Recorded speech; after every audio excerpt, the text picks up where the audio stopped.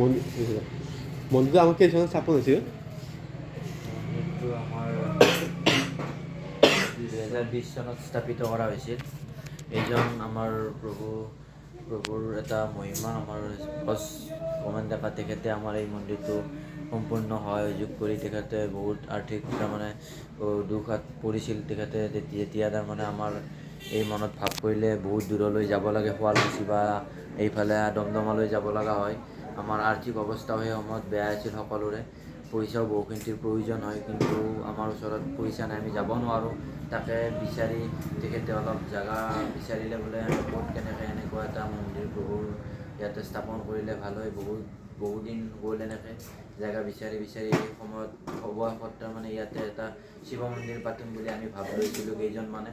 তাৰপাছত আমাৰ বছে ক'লে বোলে আহি এনেকুৱা আমি ইয়াত এটা হনুমান মন্দিৰহে বনাওঁ, ইয়াত ক'তো নাই, এইটো কৰিলে ভাল হ'ব। তেতিয়া আমি সকলোৱে সহযোগ কৰি আমি এই হনুমান মন্দিৰটো আজি স্থাপন কৰিছোঁ।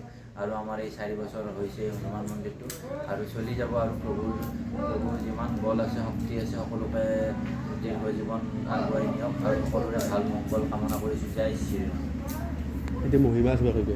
এইটো আমাৰ প্ৰভুৰ মহিমা। আমাৰ সংকট মোচনৰ ওচৰত যিয়ে আহে তেওঁৰে সংকট দূৰ কৰে। আমাৰ প্ৰভুৰ এই আমাৰ সংকট দূৰ কৰাৰ কাৰণে এই প্ৰভুৰ শ্ৰীচৰণত আমাৰ এইটো সকলোৱে এবাৰ শ্ৰীচৰণ চুই যাতে এটা আশীৰ্বাদ ল'লে তেওঁৰ সকলোৰে সংকট দূৰ হ'ব। জয় শ্ৰীৰাম। জয় শ্ৰীৰাম। জয় শ্ৰীৰাম।